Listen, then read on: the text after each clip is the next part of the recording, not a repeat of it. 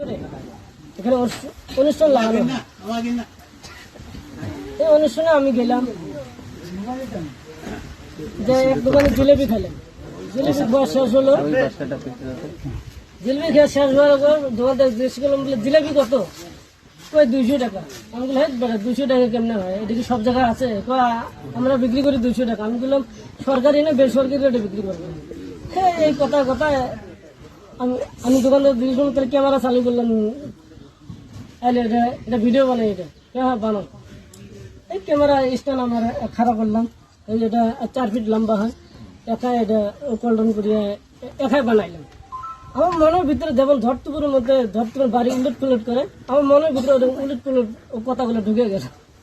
আমি কল্পনা করছি একটা সাজা কবর, কিন্তু ওটা সাজানো আমি পারি না। আচ্ছা, আর কি কি ভিডিও করছেন আপনি? এই চিন্তা গেলে কিভাবে পান সেটা একটু বলুন তো। এটা একাই ভাবি, নিজের আবেগ দিয়ে এটা বানাই করি, একটা হয় একটা উলট পুলট। তারপরেও আপনার উদ্দেশ্যটা কি যে এগুলো যে বানান?